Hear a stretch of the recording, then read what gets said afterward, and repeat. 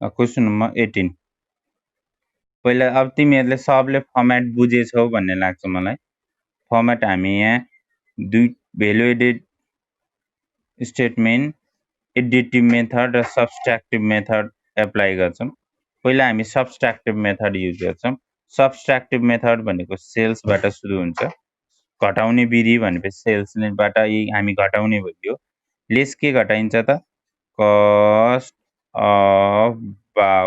cost about in material and services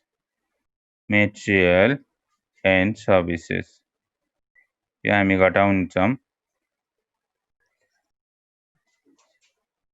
यो घटाउने काम गर्ने हो यो यसमा के पर्छ भने त्यस्तो केही टेन्सन लिनु पर्दैन यहाँ सबै के पर्छ ट्रेडिङ प्लस पीएल का डेबिट साइडमा पर्ने भनेको खर्च डेबिट साइडमा पर्ने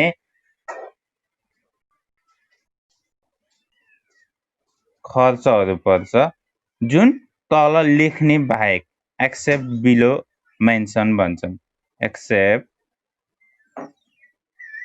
एक्सेप्ट बिलो मेन्सन यहाँ चारवटा हेडिङ हुन्छन् तल तिनीहरु बाहेक सबै यही पर्छ अब ट्रेडिङ पीएल का सबै पर्ने भएपछि यहाँ के भने त्यस्तो सम्झिन प्रब्लम पनि हुने भएन एड यो त डेबिट साइडको भयो आम्दानी पनि लेख्नु त पर्यो ट्रेडिङ पीएल मा आम्दानी नै हुन्थ्यो अदर इन्कम भनेर लेख्छौं यदि गरिसकेपछि यो कुन मेथड अनुसार भ्यालु एडेड आउँछ त सब्स्ट्र्याक्टिभ मेथड अनुसार भ्यालु एडेड आउँछ अनि अर्को एप्लाइड मेथड भन्छौं एडिटिभ मेथड भन्छौं एप्लाइड एज फलोज यसमा फेरि सबै हेडिङहरु हामी जोड्ने काम गर्छौं कस्ता हेडिङ हुन्छन् त चार किसिमका हुन्छन् जुन यहाँ माथि पर्दैन भने पहिलो हेडिङ भनेको पेमेन्ट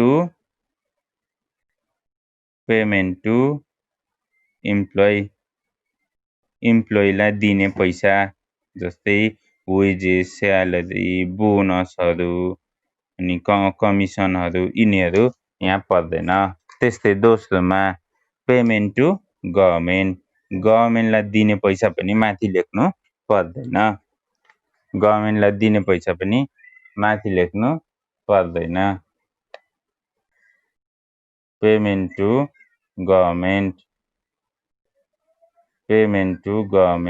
गभर्नमेन्टलाई दिने पैसा पनि माथि लेख्नु पर्दैन जस्तै ट्याक्स दिन्छ हैन त्यस्तै अर्को पेमेन्ट टु क्यापिटल प्रोभाइडर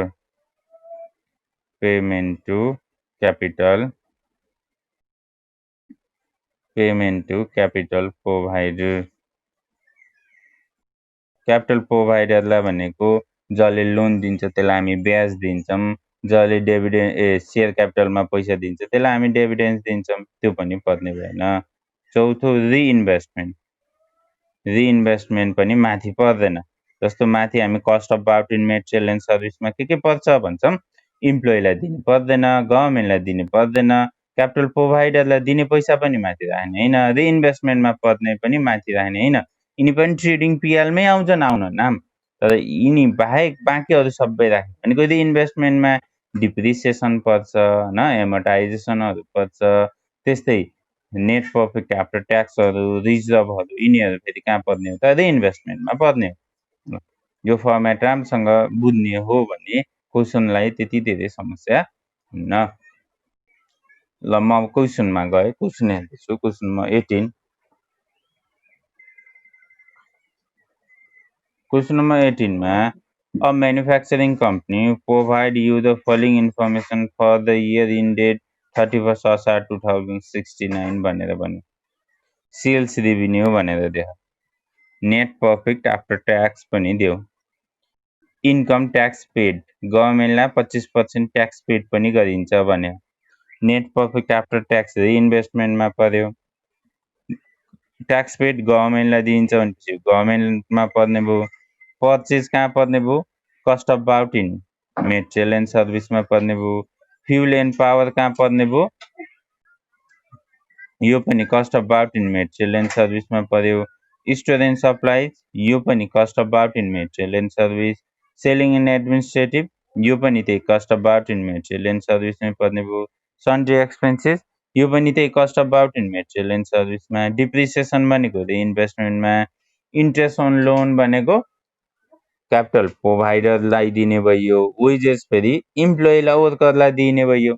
ल यस्तै आधारमा हामी यहाँ क्वेसन सल्भ गर्दैछौँ।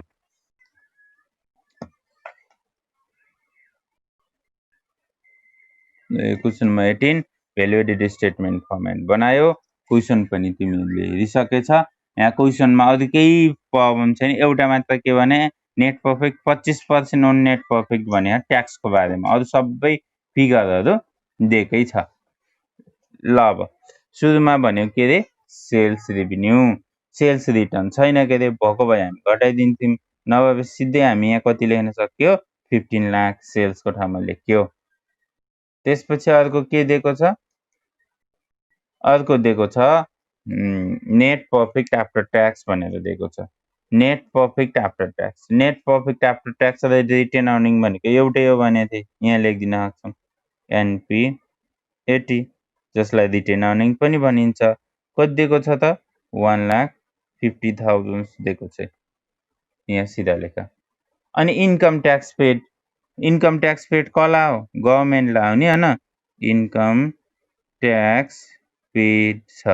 तर यसको बारेमा के भने 25% अफ नेट प्रफिट भने, 25% अफ नेट प्रफिट, नेट प्रफिटको 25% दिएको हो अरे। त्यसो भए नेट प्रफिट कति छ त, ल भनिदेऊ त, नेट प्रफिट कति हो,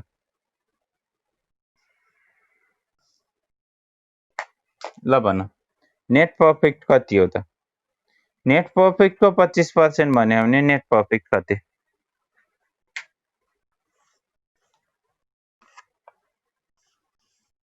1 लाख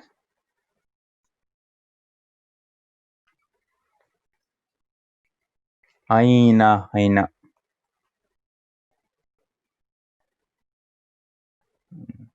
यस्तो यस्तो यो के भने NPAT भने, NPAT भनेको यहाँ म यति लेखेँ है। कस्तो भने हामीले इन्कम स्टेटमेन्ट गराउँदा सबै गराउँछौँ, जस्तो पहिला सेल्स हुन्छ होइन, त्यसमा सेल्स हुन्छ, यसमा COGS घटाउँछौँ कस्ट अफ गुड्स सोल्ड, अनि के आउँछ ग्रस प्रफिट आउँछ यो रफ है। अनि यसमा फेरि सबै अपरेटिङ एक्सपेन्सेस घटाउँछौँ। यो घटाइसकेपछि अन्तिममा के आइरहेको हुन्छ भने नेट प्रफिट आउँछ के, अपरेटिङमा इन्ट्रेस्टहरू सबै पर्छ है, नेट प्रफिट आउँछ। यसैमा बल्ल ट्याक्स घटाइन्छ र बल्ल के आउँछ NPAT आउँछ। यो नेट प्रफिटमा हो नि त ट्याक्स गर्ने त। यहाँ हामीलाई के दिएछ बुझ्न सजिलो, यति मात्र हेरे भयो, आफै भन है। NPAT त दिएको छ त 1,50,000 दिए छैन, दिएछ। नेट प्रफिट यो दिएको छैन, यो दिएछ फेरि, यो फेरि कति पर्सेन्ट भने 25%। सधैँ अब हामीले बुझिन्छ कि पर्सेन्ट भनेको सधैँ कति हुन्छ 100 हुन्छ। ए नेट प्रफिट देखेन भने नेट प्रफिटलाई सपोज हामी कति मान्दिउँ 100, 100 को कति पर्सेन्ट ट्याक्स रे 25%। त्यसो भए कति पर्सेन्ट बच्यो त NPAT 75%। ल अब त आइगयो त, पर्सेन्टमा कुरा गर्ने भने जे आधार हुन्छ त्यो सधैँ 100 हुन्छ, त्यो सबलाई थाहा भएको कुरा हो। 100 जति हो त्यसमा 25% त घट्यो नि त, 25% घटेपछि कति आयो 75%। यो भनेको 1,50,000 भनेको के छ 75% अफ नेट प्रफिट हो कि होइन त, यो त बुझ्यो होला यति रिलेसन त। किन यस्तो भयो त 25% ट्याक्स है छ भनेपछि जति नेट प्रफिट हो त्यसको 25% ट्याक्स तिरेपछि कति पर्सेन्ट बच्छ त NPAT 75% बच्छ। बुझ्यो यहाँसम्म? ल त्यसो भए कति आउँछ त ट्याक्स भन्ने त आएन, 1,50,000 डिभाइडेड 75 इन्टु 25 गर्ने भने आउँछ। होइन सर हामी त कोही कोहीले फेरि बुझेन भन्ने हुन्छ, जस्तो बुझ्दैनन्। यहाँ मैले यहाँ सिधै एउटा यसरी लेखिदिएँ 1,50,000 डिभाइडेड यो कति बराबर हुन्छ 75 हामीलाई चाहिएको कति हो 25 यसरी डाइरेक्ट आउँछ हैन कोही कोहीले नबुझ्नेले फेरि के गर्ने यति भएपछि यहाँ के आउँछ नेट प्रफिट आउँछ नि त नेट प्रफिट इक्वल्स टु के गर्न सक्छौ तिमीहरूले 1,50,000 डिभाइडेड 75% भनेपछि डिभाइडेड 0.75 गर्ने भने हुन्छ कि हुन्न हुन्छ गर्दाखेरि नेट प्रफिट कति हुन्छ 2 लाख आउँछ 2 लाखको 25% गर्दा त यहाँ कति आउँछ 50,000 यसरी गरे पनि हुन्छ डाइरेक्ट यसरी गर्न पनि पाइन्छ 1,50,000 भनेको 75% बराबर रहेछ त्यही भएर डिभाइडेड 75 गर्ने हामीलाई चाहिएको 25 हो 25 इन्टु गरे नि हुन्छ हैन नत्र त पहिला नेट प्रफिट निकाल्ने नेट प्रफिटको 25% त सबलाई थाहा छ त्यसरी निकाले पनि हुन्छ यो ल ट्याक्स निकालेमा कोही कन्फ्युजन छ भने सोध्नु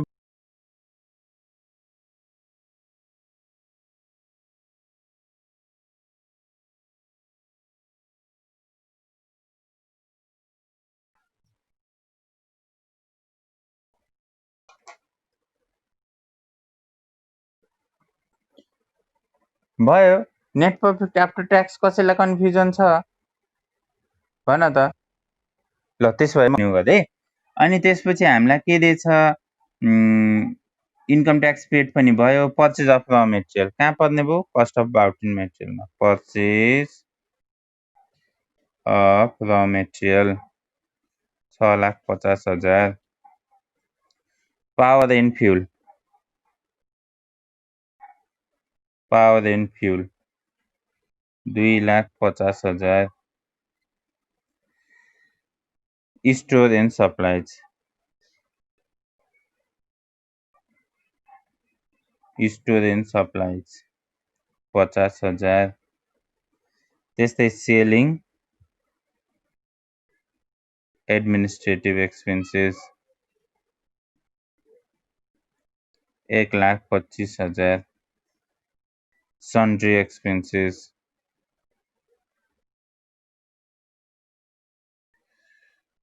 75,000 त्यसपछि डिप्रिसिएसन छ हेर डिप्रिसिएसन भनेको कहाँ पर्छ रिइन्भेस्टमेन्टमा किनभने डिप्रिसिएसनको अमाउन्ट काट्दै काट्दै गइन्छ सर्टेन समयपछि रिप्लेस गर्नको लागि एसेट्सलाई प्रयोग गरिन्छ त्यही भएर इन्भेस्टमेन्ट भन्छौँ इन्ट्रेस्ट अन लोन कहाँ पर्ने भयो क्यापिटल प्रोभाइडरमा इन्ट्रेस्ट ओन लोन कति 10,000 वेजेस इम्प्लोइमा पर्यो वेजेस कति 1,10,000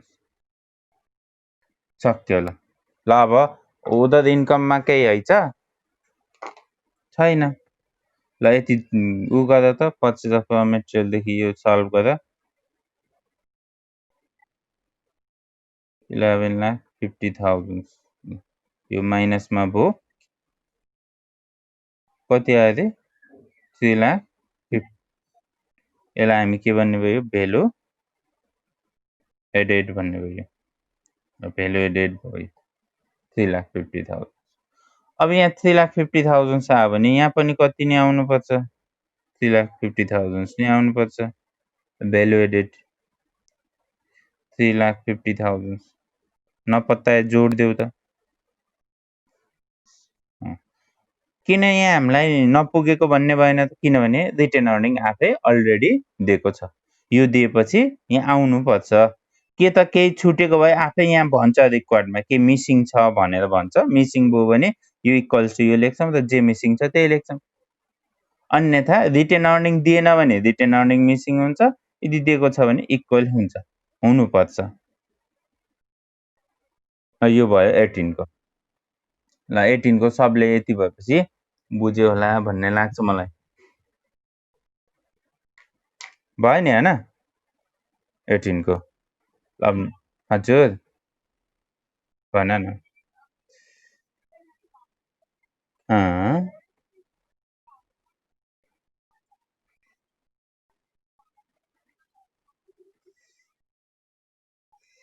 हैन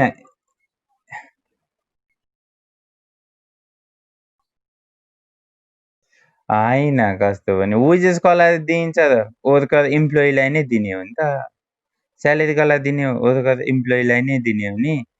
वर्कमेन रिम्युनरेसन भन्छ, पेन्सन पनि भन्छ। पेन्सन कसलाई दिने हो त? त्यही कर्मचारीलाई चाहिँ दिने हो नि त। त्यसकारण यहाँ पर्ने हेडिङहरू माथि लेख्ने होइन हो। ट्रेडिङ पिएलमा पर्छन् यिनी सबै पढ्न। यद्यपि यिनी भनेको कस्तो हो भने एउटा वस्तु किनिसकेपछि वर्करलाई हामीले त र मेटेरियल किनेपछि फिनिस गुड्समा कन्भर्ट गर्नको लागि वर्कर नभई सम्भव छ र? छैन नि त। वर्कर नभई सम्भव हुन्न। वर्कर अथवा हामीले वर्करको रूपमा जस्तो वेजेस दिने होस्, स्यालेरी दिने होस्, यो भनेको एक्स्ट्रा पैसा थपिन्छ के त्यो वस्तुमा भन्न खोजेको। गभर्मेन्टलाई ट्याक्स नदिँदैकन पनि बिजनेस त गर्नै पाइन्न। हामीलाई पैसा पक्का पैसा त चाहिन्छ। र मेटेरियल किनेर अनि फिनिस गुड्स त यतिकै हुन्न, पैसा त चाहिन्छ बिजनेस गर्न। त्यो पैसा चाहिनको लागि यिनी खर्च हुन्छन्। त्यही भएर यिनी भनेका एउटा वस्तु र मेटेरियल लिइसकेपछि त्यसलाई बेच्नको लागि, रेडी बनाउनको लागि त्यो कन्टिन्यू मूल्यमा, त्यो मूल्यमा एक्स्ट्रा लाग्ने खर्च हो भनेको यो अनुसार। यसरी पनि निक्लिन सक्छ, फेरि यसरी घटाएर पनि निक्लिन सक्छ भनेको। वास्तवमा भ्यालु एडेड भनेको कस्तो हो त? र मेटेरियल किनिसकेपछि त्यो वस्तुमा कुन कुन मूल्य जोडिन्छ? वर्करलाई दिनुपर्छ, त्यसको मूल्य जोड्नु पर्यो, गभर्मेन्टलाई दिनुपर्छ, क्यापिटल प्रोभाइडरलाई पैसा दिनुपर्छ, त्यो पनि जोड्नुपर्छ, रिइन्भेस्टमेन्टको लागि पैसा चाहिन्छ, त्यो पनि जोड्नुपर्छ। बल्ल एउटा वस्तुको सेल्स प्राइस डिटरमाइन गर्छ है संस्थाले भन्न खोजेको हो क्या यो। त्यसकारण यिनी पढ्नेहरूलाई यही नै राख्ने हो, यहाँ त हुँदै होइन।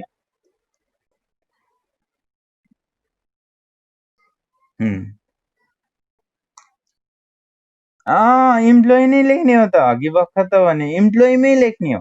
पिरियड भन्यो भने के गर्ने हो त? यहीँ यसैमा वेजेसमा घटाइदिने, आउटस्ट्यान्डिङ हुने वेजेसमा जोडेर यहाँ लेख्ने। पहिलो क्लास लिएको थिएन तपाईँ? कन्फ्युजन भएछ ल, ठिक छ। त्यो स्यालेरी इम्प्लोइलाई दिने, वर्करलाई दिने, जे भए पनि तलै लेख्ने भनेर बुझ के। यिनी चारवटा हेडिङका तलै लेख्ने हो। त्यही भएर त यिनी चारवटा हेडिङको एक दुईचोटि पढ, यो पढेपछि माथिको अटोमेटिक जानिन्छ, माथि त यहाँ नपर्ने सबै राखिन्छ भनेको थिएँ नि त मैले। ल हामी अब क्वेसन नम्बर 19 मा गयो है। क्वेसन नम्बर 19 मा हेर त। पहिला 19 को हेरौँ के भन्छ। सेल्स दियो हैन, त्यसपछि मेटेरियल कन्ज्युम भन्यो। यिनी त दुइटै कहाँ जाने भए? माथि जाने भए। वेजेस कसलाई दिइन्छ? वर्करलाई दिइन्छ। इन्ट्रेस्ट अन डिभेन्चर यो पनि कसलाई दिइन्छ? क्यापिटल प्रोभाइडरलाई दिइन्छ हैन। त्यस्तै डिभिडेन्ड रिसिभ्ड भनौँ। डिभिडेन्ड रिसिभ के हुन्छ ल भन? इन्कम हुन्छ। डिभिडेन्ड पेड हो क्यापिटल प्रोभाइडरलाई दिने, डिभिडेन्ड रिसिभ बनिँदा यो इन्कम हुन्छ है, अदर इन्कममा पर्छ। डिप्रिसिएसन कहाँ पर्छ? रिइन्भेस्टमेन्टमा पर्छ। फ्याक्ट्री ओभरहेड कहाँ पर्छ? त्यही cost of bought in material and service भन्ने एक्सपेन्सेसमा पर्यो। अफिस ओभरहेड यो पनि त्यो एक्सपेन्सेस नै भयो है। सेलिङ ओभरहेड यो पनि के भयो? एक्सपेन्सेस नै भयो। डिभिडेन्ड पेड यो पनि के भयो? यो के भयो? क्यापिटल प्रोभाइडरलाई दिइने भयो। यहाँ अर्को के दिएछ? Tax paid of 25% of net profit. अघि भर्खर जस्तै भयो, तर फरक के भयो भने यहाँ नेट प्रफिट आफ्टर ट्याक्स दिएको हैन, तर यहाँ नेट प्रफिट आफ्टर ट्याक्स दिएको छ र? छैन। हो, यहाँ अलि यो कम्प्लिकेटेड भयो। यो भन्दा हामीलाई लेख्न केही समस्या छैन, तलमाथिका हामी छुट्याएर लेख्न सक्छौँ। तर समस्या के भयो त? यो नेट प्रफिट यहाँ पो आफ्टर ट्याक्स दिएको थियो, अब यहाँ निकाल्न पर्यो। पहिला निकालिसकेपछि अनि बल्ल यहाँ फेरि के गर्न पर्यो? ट्याक्स पनि युज गर्न पर्यो। समस्या त्यति हो। ल अब के गर्ने भने यहाँ टाइम सकिन ला है। क्वेसन नम्बर कति गर्दै हामीले 19 को क्वेसन गर्दै हौं। ल पहिला दिएछ सेल्स। सेल्स कति दिएको छ? 20 लाख। 20 लाख। मेटेरियल कन्ज्युम भने कस्टमा पर्ने भयो मेटेरियल कन्ज्युम 8 लाख। त्यस्तै वेजेस भन्यो वेजेस कहाँ पर्ने भयो रे इम्प्लोइलाई दिइन्छ wages 60,000 6 lakh. Interest on debenture कहाँ पर्ने भयो क्यापिटल प्रोभाइडरलाई दिइन्छ इन्ट्रेस्ट ओन डिभेन्चर कति 40,000। त्यस्तै अर्को डिभिडेन्ड रिसिप्ट भनेपछि अदर इन्कममा डिभिडेन्ड रिसिप्ट कति 20,000। डिप्रिसिएसन कहाँ पर्ने भयो रिइन्भेस्टमेन्टमा पर्ने भयो डिप्रिसिएसन लेख्यो डिप्रिसिएसन कति छ 60,000 छ 60,000। त्यस्तै फ्याक्ट्री ओभरहेड माथि पर्ने भयो फ्याक्ट्री ओभरहेड कति छ 50,000 फ्याक्ट्री ओभरहेड। त्यस्तै अर्को के पर्यो अफिस ओभरहेड ल लेख अफिस ओभरहेड कति 30,000। त्यस्तै अर्को के छ सेलिङ ओभरहेड 40,000। अर्को छ डिभिडेन्ड पेड कहाँ पर्छ रे डिभिडेन्ड पेड क्यापिटल प्रोभाइडरलाई दिइन्छ डिभिडेन्ड पेड 40,000 आयो। अर्को छ ट्याक्स पेड गभर्मेन्टलाई दिइन्छ ट्याक्स पेड के भन्यो 25% अफ नेट प्रफिट यति हुन्छ।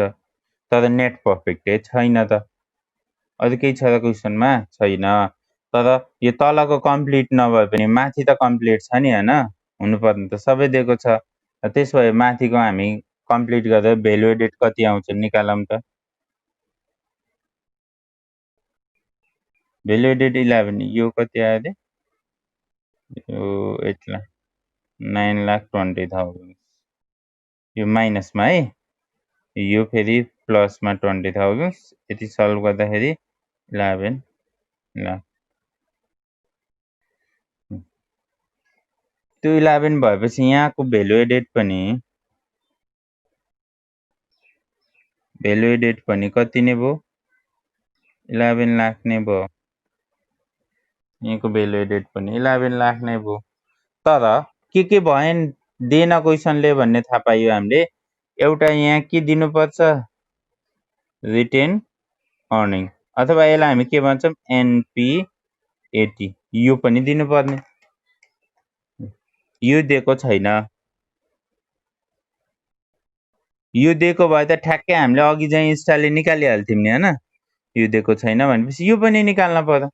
यो क्वेसनमा के भयो यो पनि निकाल्न पर्यो यो पनि निकाल्न पर्यो दुईटा निकाल्न पर्यो यति निकाल्न पर्यो। अब हामीलाई के थाहा छ भने यो त हामीलाई सबलाई थाहा भएकै कुरा हो के रे नेट प्रफिटमा के घटाउने भने ट्याक्स घटाइदिने हो भने के आउँछ नेट प्रफिट आफ्टर ट्याक्स आउँछ नि हैन यो त सबलाई थाहा भएको कुरा हो। हामीलाई के थाहा छ यो ट्याक्स 25% हो भन्ने पनि थाहा यो कति हुन्छ 100% हुन्छ यो 75% हुन्छ भन्ने पनि थाहा। तर यति हो कि समस्या यहाँ अङ्क कसैको थाहा होइन कि यसको नि थाहा भने यसको नि थाहा भने यसको नि थाहा भने यदि यिन तीनटा मध्ये कसैको अङ्क आएको भए अझै त सजिलै आउँथ्यो हो कि नै आउँथ्यो नि त। अब यहाँ अङ्क थाहा नभएपछि निकाल्नु पर्यो त भनेपछि हेर है यो एनपीएटी को पनि अङ्क थाहा छैन यो पनि थाहा छैन कि यसको अङ्क पनि थाहा छैन हामीलाई मिसिङ छ यसको अङ्क पनि थाहा छैन भनेपछि यहाँ दुईटै मिसिङ भइसकेपछि त दुईटालाई हामी जोड्ने हो भने के आउँछ नेट प्रफिट आउँछ नि त। त्यसो भए हामी नेट प्रफिट निकाल्न सक्ने छौँ के बखत कसरी नेट प्रफिट आउँछ त भन्दा यहाँ जम्मा जम्मी कति छ भेल्यु 11 लाख ल 11 लाख माइनस यिनी भयो बदिका घटाइदेऊ एउटा छ 6 लाख 6 लाख 40,000 कसले के सोध्दैछ सोझ त स्पष्टसँग सोझ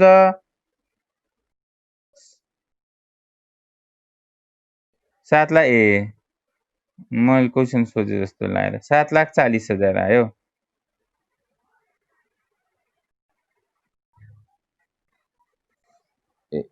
यिनी तीनटा जोड्दाखेरि 7,40,000 आयो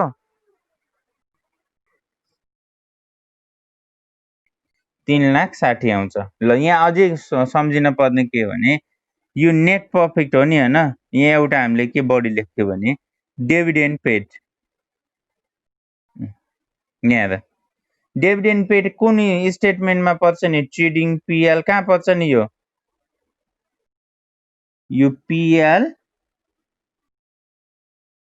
एप्रोप्रिएसनमा पर्छ कि पर्दैन थिएन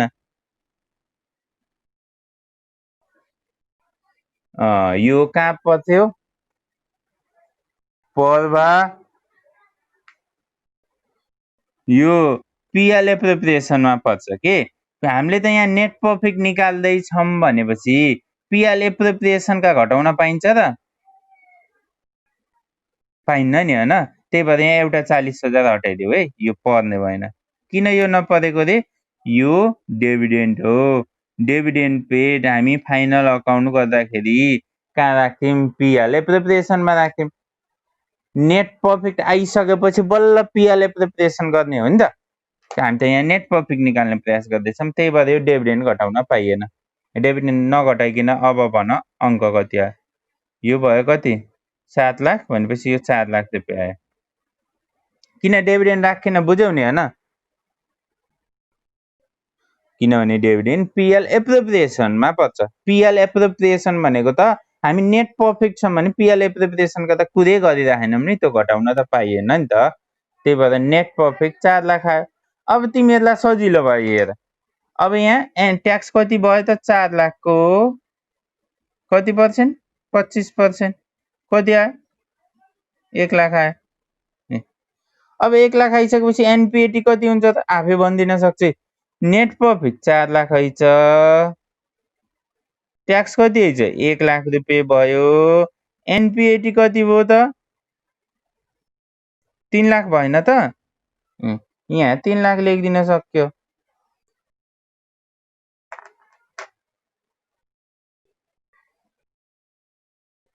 यस्तोमा ध्यान दिने भनेको एउटा डिभिडेन्ड भयो भने डिभिडेन्ड पिएलमा पर्दैन त्यसकारण यहाँ राख्नु पर्दैन है भनेर ख्याल राख्नु पर्यो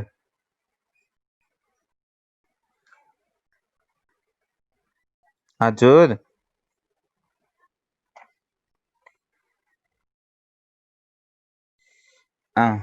एप्रिसिएसन ओदर इन्कममा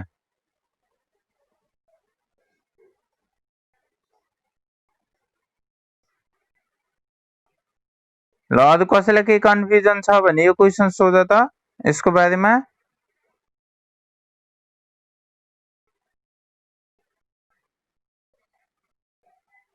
कसैलाई केही कन्फ्युजन छ ल छैन भने म अर्को क्वेसनमा जाम 20 मा त्यसो भए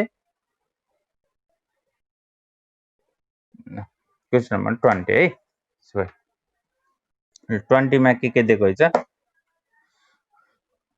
20 मा के भन्यो भने अब म तल र माथि कहाँ पर्छ भनेर सोध्छु तिमीहरूले भन्ने हो है सेल्स कहाँ पर्ने भयो फर्स्टमै पर्यो हैन र मेटेरियल है आरएडब्ल्यू र मेटेरियल पर्चेज यो कहाँ पर्ने भयो त्यही cost of bought in material and सर्भिसमा इनडाइरेक्ट मेटेरियल कहाँ पर्ने भयो त त्यही फर्स्टमै कस्टमै पर्ने भयो हैन पावर एन्ड फ्युल त्यही माथिको कस्टमै पर्ने भयो क्लोजिङ हामी के गर्छौं रे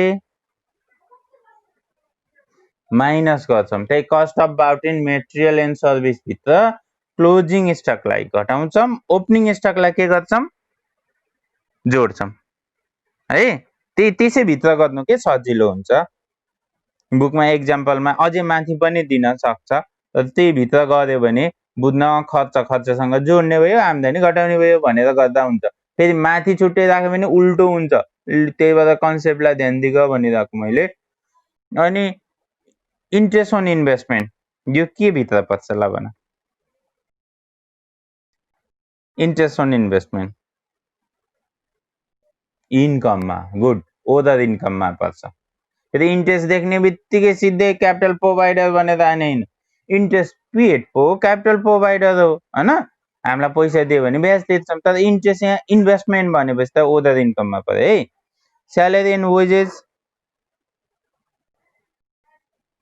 इम्प्लोइमा पर्ने भयो। बोनस टु इम्प्लोइमै पर्ने भयो, इम्प्लोइलाई दिने भयो। इन्ट्रेस्ट अन लोन क्यापिटल प्रोभाइडरमा आउने भयो। डिप्रिसिएसन रिइन्भेस्टमेन्टमा। गुडविल रिटर्न अफ रिइन्भेस्टमेन्टमा डिप्रिसिएसनको नाम होइन, रिटर्न अफहरू। डिप्रिसिएसन, रिटर्न अफ, एमोर्टाइजेसन यिनी त सेम नाम हुन् नि त। त्यही भएर त्यही रिइन्भेस्टमेन्टमै राख्ने त्यसलाई पनि। अनि dividend paid to shareholder, payment to capital provider.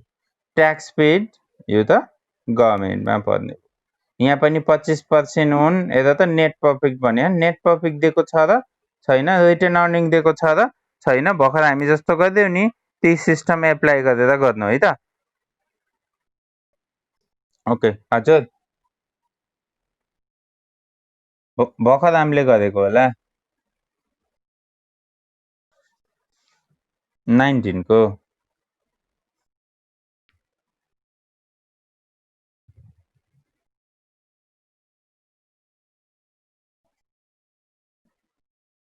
लाइसमा कहाँनिर कन्फ्युज थियो ल भन त।